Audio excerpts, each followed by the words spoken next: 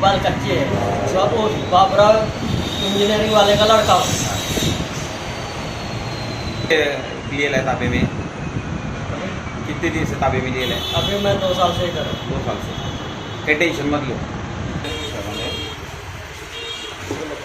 कहाँ किसका है? हाँ प्रशांत को। प्रशांत कहाँ रहते हैं? कटोरे को। तो उनका गाड़ा है, अपन किराए से ले लेगा। क्या भाड़ा है इसका? हाँ 3,000 रुपये महीना पक्का है। कब से रह रहे तुम यहाँ? 7 साल। 7 साल से रह रहे और पूरा भाड़ा उनको रेगुलर दे रहे क्या पूरा उनके पास? उनकी कितने दुकान है यहाँ? 3 लोग कौन कौन से? ये थे इसके बाजू वाला उसकी 3 उनके क्या? टेंशन देना वाला नहीं है। जो बाउंड्री सामने बोला था, जो कसेल त्याची जमीन तशा पद्धतीने जे पोट भाडे करू जे आहे यांना नाही देणार आपल्याला। जो रेंट्याचं घर चिंता करने की नहीं अंदर नहीं किसको मैं तुम्हारे साथ में। नाम मोहम्मद आरिफ मोहम्मद सलीम कच्ची कहाँ रहते? गरम उमर पाली में रहते ना? आपका नाम पूरा? एक शाहिद सिंह इब्राहिम। कहाँ रहते हो? गोतिया नगर औरंगाबाद में। ये गाड़ा तुम नहीं ले क्या? नहीं भाड़े का है। भाड़े का है। किसके नाम का है? ये दगर लोग क्या भाड़ा है इसका? 2500। 25 रुपये में। कितने दिन से ले रहे? ये अभी 5 साल होगा। 5 साल से। चिंता नहीं करना, मैं तुम्हारे साथ हूँ। सुनील काले बोल रहा है, नगर अध्यक्ष। मतलब मैं दुकान पे आया था। कहाँ है आप? ये जो मैं ये जानकारी पूछ रहा था आपसे, माहिती है ये जो गाड़ा जो है ये किसका है? ये गाला? हाँ ये प्रशांत भाऊ का है ना? प्रशांत कौन? प्रशांत पाटिल। प्रशांत पाटिल का है क्या? हाँ कहाँ रहते हो? वो कटोरे के सरपंच है ना? हाँ कटोरे के सरपंच। ये वो उनके तरफ से आपने भाड़े से लिए लाए क्या? उनको उन्होंने गिफ्ट दिए लाए? प्रशांत भाऊ से ले लेना। वो क्या भाड़े से? ये 3,000 रुपये भाड़ा। 3,000 रुपये भाड़ा ही गए? हाँ कब से रह रहे तुम यहाँ? मेरे को 11 साल हो गए। 11 साल हो गए क्या? बाप रे बाप। हाँ कहीं टेंशन मत लो, तुम ही काम करेंगे यार, मैं तुम्हारे साथ में हूँ। ठीक है ठीक हाँ चिंता करने की नहीं। आपका पूरा नाम बताओ मेरे को। है। मेरा पूरा नाम अहमद शाह करीम शाह। हाँ ठीक आहे, ओके थँक्यू। मी आज या गाड्याला इथे भेट दिली। हे 2 गाड्या जे आहे ते या 2 गाड्यांना इथे भेट दिलेली आहे। त्या गाड्यांना त्या माध्यमातून इथे भेट दिली मी। त्यांना तिथे विचारलं की हे गाड्या कोणाचे आहे। त्यांनी सांगितलं मला बुटालेंनी की हे प्रशांत भाऊ पाटील कोटऱ्याचे माजी सरपंच त्यांचा गाडा आहे आणि त्यांच्याकडनं मी भाड्यानं गाडा घेतलेला आहे। याची चौकशी मी केलेली आहे आणि त्यांनी जे चौकशी केली आहे आता याच्या आधारावर जे आहे मी प्रशासनाला संबंधित आदेश देईन आणि मी ह्या संपूर्ण व्यापारी बांधवांना सुद्धा विनंती करतो की मी तुमच्यासोबत आहे। तुम्हाला मी हे दुकानं खाली करा असं मी कधी म्हटलं नाही, म्हणणार नाही। तुम्हीच या हिच्यावर आणणार जे जिथे राहता विचार आहे त्यांना तिथे ते गाडं या माध्यमातून तिच्यात मिळालं पाहिजे, त्यांना त्यांचा हक्काचा गाडं मिळालं पाहिजे। आज हे छोटे छोटे व्यावसायिक आहे, आज हे जर कधी काम करताय तिथे राहताय तर कशाला भाडा देता दुसऱ्याला? हा तेच भाडा त्यांनी नगरपालिकेला दिलं गेलं पाहिजे।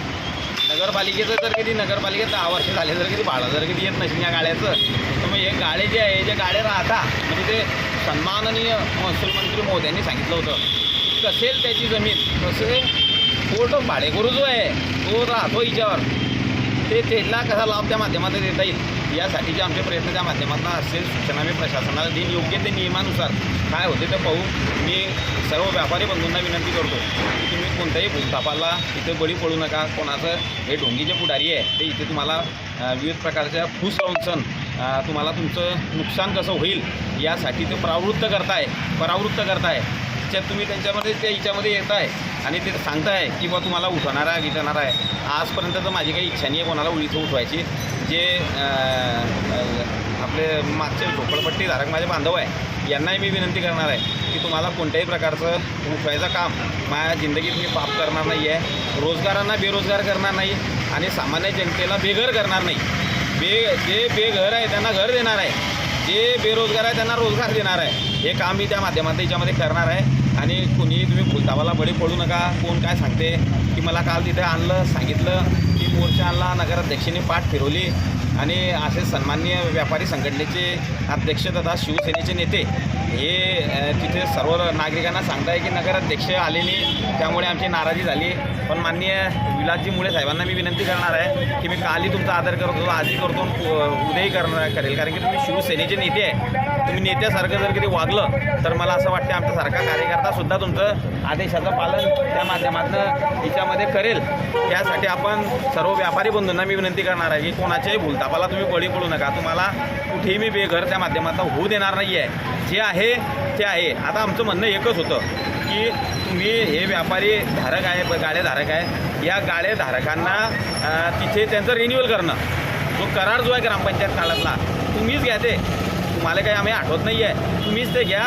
फक्त ते तुम्ही रिन्युअल करा तुमच्या नावावर. आणि जे ग्रामपंचायतकालीन भाडं जे होते ते आता नगरपालिका झाली आहे, तर नगरपालिकेच्या भाड्याप्रमाणे तुम्ही तिथं भरा, अशा प्रकारची विनंती त्यांना तिथे होती.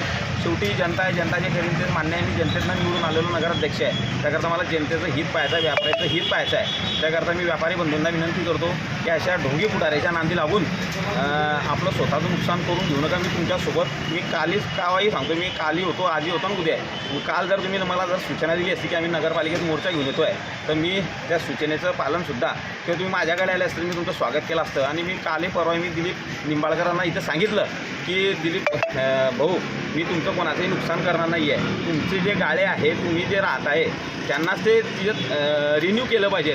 ते रिन्यू जर कधी केलं आणि जे ग्रामपंचायत काळापासून जे 10 वर्षापासून तुम्ही भाडं भरत नव्हते ते भाडं तुम्ही भरावं. नगरपालिकेचं उत्पन्न जे आहे ते उत्पन्न आपल्याला त्या माध्यमातून वाढलं गेलं पाहिजे. शेवटी गावाची सेवा ही नगरपालिकेला करायची आहे. आणि कोणी जर कधी असं नगरपालिकेने तुम्हाला इमला दिला भाड्यानं आणि भाड्यानं दिल्यानंतर जर तुम्ही ते पक्क बांधकाम जर कधी करताय आणि ते तिच्यात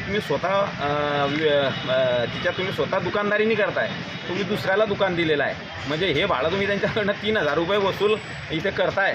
त्याकरता हे 3,000 रुपये तुम्ही नगरपालिकेला ते पैसे देता नाही आहे. काय करताय? 3,000 रुपयाचं तुम्ही तर मोठे पुढारलेले आहे ना. पुढारलेला व्यक्ती जर कधी अशा प्रकारचं जर कधी काम करत असेल तर मला असं वाटतं ही नगरपालिकेची फसवणूक त्या माध्यमातून केली जाते.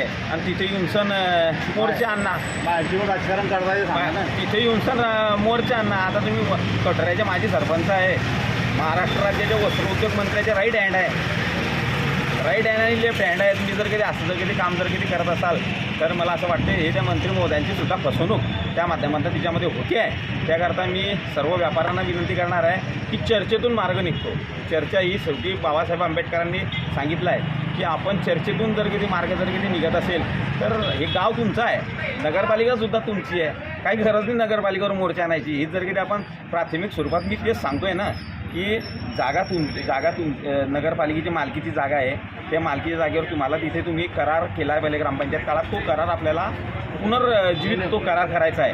आणि ग्रामपंचायत काळाचं जे भाडं जे आहे काय 50 रुपये महिन्याचा भाडा आहे ते. आणि आज बरं हे याच्यानुसार ठरवतील ना. मी सगळे तुम्हाला काही मोठ्या पद्धतीमध्ये आणणार नाही आहे की मोठं जे नेणार नाही तुम्हाला कुठे की ज्या 1000 आणि 2000 आणि 3000 यांनी जे तुम्हाला परवडेल तेच भाडं आपण नगरपालिकेच्या माध्यमातून याच्यामध्ये करू. माझ्या मागच्या झोपडपट्टी धारकांनासुद्धा मी विनंती करणार आहे. आमच्या उपनगराध्यक्ष अरुणाताईंनी सुद्धा मागणी केली आहे की आपल्याला त्या लोकांना तिथे घरं द्यायचे आहे. आम्ही त्यांना एक चांगल्या प्रकारचं तिथे घरं बांधून ते घरं कसे त्या माध्यमातून देता येतील त्यांना बांधून ते सुद्धा त्या माध्यमातून ते सुद्धा मी झोपडपट्टी धारकांना विनंती करतो आहे की कोणाच्या बायकावर देऊ नका, स्वतःचं नुकसान नको करता. मी तुम्हाला निवडणुकीच्या वेळेस शब्द दिला आहे की मी कोणालाही बेघर करणार नाही. त्याकरता लोकांना चांगलं वाटलं पाहिजे ना. ते आज झोपडपट्टी आहे, तिथे आपल्याला रस्ते करता आले पाहिजे, गटरी करता आले पाहिजे, त्यांना मूलभूत सुविधा नगरपालिका या दिल्या गेल्या पाहिजे, त्या पुरवल्या गेल्या पाहिजे नगरपालिकेनं. आणि चांगलं राहणीमानाचा दर्जा हा आपला उंचावला गेला पाहिजे. प्रत्येक व्यापारी बंधूंना स्वतःचा जर कधी आपण जर कधी यांना जर कधी गाळा मानला आणि त्यांना दिला तो गाळा तर चांगलं चाललेलं ना त्यांचं व्यवसायी. आणि आपलं गावही चांगला विकसित त्या माध्यमातून दिसेल, प्रशिस्त अशा प्रकारचं दिसेल. त्याकरता माय धोरण नाही. अजूनही सांगतो, व्यापाऱ्यांच्या पोटावर मारणं हे माझ्या रक्तातनी मायबापांनी शिकवलेली आहे. आणि कोणत्या जनतेच्या घरात खाली करून घेणं, अतिक्रमणच्या नावावर त्यांना काढणं हे माझ्या रक्तामध्ये नाही आहे. नियमानं काम करणार आहे. आणि जे नियम धाब्यावर बसून सण जर कधी असा भाडा जर कधी वसूल प्रशांत भाऊ पाटील जर कधी करत असतील कटोऱ्याचे माजी सरपंच, तर हे मला असं वाटतं शासनाची दिशाभूल हे त्या माध्यमात याच्यामध्ये करताय. त्याकरता ही दिशाभूल मी माननीय मंत्री महोदय सावकारे साहेबांना विनंती करतो की असे लोक दिशाभूल करणारे वागू नका.